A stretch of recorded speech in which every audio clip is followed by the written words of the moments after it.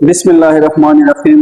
السلام علیکم ناظرین، امید ہے آپ سب خیر خیریت سے ہوں گے اور دعا بھی یہی ہے کہ جہاں کہیں سے بھی آپ لوگ ہمیں دیکھ رہے ہیں، اللہ پاک آپ سب کو اپنے حفظ و امان میں رکھے۔ معزز ناظرین، آج کے اس ولاگ میں مستوج بورغل روڈ کے حوالے سے بات کرتے ہیں، اس روڈ کی اہمیت کے حوالے سے بات کرتے ہیں اور اس روڈ کا کل فاصلہ کتنا ہے اس حوالے سے بات کرتے ہیں۔ اس روڈ کے بننے کے بعد مستوج تا بورغل کتنے دیہات کے لوگ مستفید ہو سکتے ہیں اس حوالے سے بات کرتے ہیں۔ اس روڈ کے بننے کے بعد اپر چترال میں سیاحت کو کتنا فروغ ملتا ہے اس حوالے سے بات کرتے ہیں۔ اس روڈ کے بننے کے بعد پاکستان کو تجارت میں کتنا فائدہ پہنچ سکتا ہے اس حوالے سے بات کرتے ہیں۔ معزز ناظرین، آپ سب بہتر جانتے ہیں کہ مستوج جو ہے وہ اپر چترال کا ایک تاریخی تحصیل ہے۔ مستوج سے لے کر بورغل کے آخری گاؤں لشکرگاہ تک 124 چھوٹے چھوٹے دیہات آباد ہیں اور اس کا کل فاصلہ جو ہے مستوج سے لشکرگاہ تک 152 کلومیٹر ہے۔ معزز ناظرین، اس روڈ کے بننے کے بعد اپر چترال میں بہت سارے سیاحتی مقامات سیاحوں کے سامنے آ سکتے ہیں۔ ان میں سب سے پہلے چمرکھن چپڑی کے مقام پر چمرکھن جو ہے وہ بھی اپر چترال کا بہت بڑا اور خوبصورت سیاحتی مقام ہے۔ وہاں سے آپ آگے جائیں تو گرو گول یکم کے مقام پر ایک بہترین سیاحتی مقام بن سکتا ہے۔ وہاں سے آگے آپ جائیں گزین اور نچاپ کے بہت خوبصورت علاقے ہیں، وہ بھی سیاحتی مقامات بن سکتے ہیں۔ اس کے بعد دربن کا ایک تاریخی علاقہ ہے، اس کی تاریخ آپ لوگ بھی بہتر جانتے ہیں۔ اسی طرح اپر چترال خصوصاً اپر یرخون کی طرف جاتے جائیں تو ایک سے ایک خوبصورت علاقہ ہے اور سیاحت کے وہاں پہ بہترین مواقع ہیں۔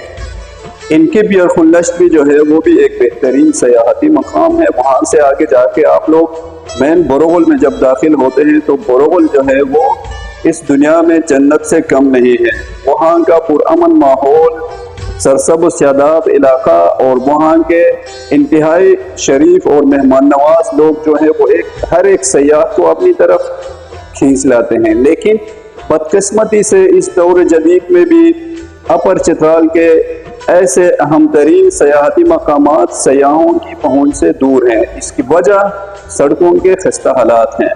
تو معزز ناظرین، مستوج بورغل روڈ کے بننے سے جہاں مستوج تا لشکرگاہ لوگوں کی حالات زندگی بدل سکتی ہے، اسی کے ساتھ ساتھ مستوج کے علاقوں میں سیاحت کو بھی بے پناہ فروغ مل سکتا ہے اور اسی کے ساتھ اپر یرخون بورغل ایریاز میں جا کے 3 الگ الگ ممالک کے بارڈرز کو آپ لوگ ٹچ کر سکتے ہیں۔ تو اس روڈ کے بننے کے بعد پاکستان کو تجارت میں بھی جو زمینی تجارت ہے اس میں بھی بہت زیادہ فائدہ مل سکتا ہے۔ اب بات کرتے ہیں کہ اس روڈ کے حوالے سے ابھی تک کن کن فورم کے ذریعے، کن کن تنظیموں کے ذریعے آواز اٹھائی گئی ہے یا پروفیشنل طریقے سے کام کیا گیا ہے۔ معزز ناظرین، اس روڈ کے حوالے سے سب سے پہلے چترال ڈیولپمنٹ موومنٹ کے تھرو NHA کے ہیڈ آفس اور چیف سیکرٹری KPK تک جا کے اس روڈ کے مسئلے کو ہائی لائٹ کیا گیا ہے اور ان میٹنگز میں چترال ڈیولپمنٹ موومنٹ کے جتنے بھی معززین بیٹھے ہوتے تھے وہ سب اس روڈ کو اپنا سمجھ کے اس کی اہمیت کے حوالے سے بات کرتے آئے ہیں۔ معزز ناظرین، اس میں اب ہمارے پاس 2 الگ الگ آپشنز ہیں۔ وہ یہ ہے کہ آپ سب کو پتہ ہے کہ وفاق میں 2 ایسے بڑی پارٹیوں کی حکومت ہے جن کا چترال میں بھی کئی سالوں تک حکومت رہی ہے۔ ان میں سرفہرست ہے پاکستان پیپلز پارٹی اور دوسرے نمبر پر ہے پاکستان مسلم لیگ نون۔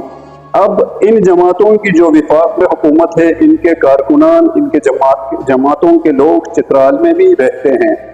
تو پیپلز پارٹی اور نون لیگ کے جتنے بھی لوگ چترال میں رہتے ہیں وہ اس روڈ کے حوالے سے اگر سنجیدہ کام کرے تو بآسانی NHA کے ذریعے اس روڈ کو بنایا جا سکتا ہے۔ اسی کے ساتھ ساتھ آپ سب کو پتہ ہے کہ ہمارے صوبے میں پچھلے سالوں سے پاکستان تحریک انصاف کی حکومت چلتی آ رہی ہے۔ اب جب چترال ڈیولپمنٹ موومنٹ کے تھرو چیف سیکرٹری KPK اور جتنے بھی متعلقہ ڈپارٹمنٹس کے سیکرٹری صاحبان کے ساتھ میٹنگ ہوئی تھی، اس میٹنگ میں ذاتی طور پر اس روڈ کے حوالے سے بات کرنے کا موقع مجھے دیا گیا تھا۔ تو معزز ناظرین، چیف سیکرٹری صاحب کو جب میں نے ریکویسٹ کیا کہ سر 2017 میں چترال میں بہت سارے روڈز فیڈرلائز ہو گئے تھے، تو آپ سے درخواست ہے کہ جو ہمارا سب سے بڑا مسئلہ ہے روڈ کا، اس روڈ کو بھی آپ فیڈرلائز کروانے میں اپنا کردار ادا کریں۔ تو چیف سیکرٹری صاحب کا یہ کہنا تھا کہ چترال میں پہلے سے بہت سارے روڈ NHA کے اندر ہیں، فیڈرلائز ہو چکی ہیں، لیکن ان سے بھی چترال کی عوام مطمئن نہیں ہے۔ تو میں کوشش کروں گا صوبائی حکومت کے ماتحت جو ڈپارٹمنٹ ہیں لائک CNW ہے، اسی طرح کے ڈپارٹمنٹ کے ذریعے صوبائی حکومت کے ماتحت ہی اس روڈ کو آسانی سے بنایا جا سکتا ہے۔ اور اس وقت اس میٹنگ میں جو CNW کے سیکرٹری صاحب بیٹھے ہوئے تھے، چیف سیکرٹری نے ان کی ذمہ داری لگائی تھی کہ اس روڈ کا اسٹیمیٹ اور اس کے سارے جو تفصیلات ہیں وہ آپ اکٹھا کریں، جیسے ہی صوبائی حکومت اسٹیبل ہوتی ہے تو اس کے اوپر انشاءاللہ ہم کام کریں گے۔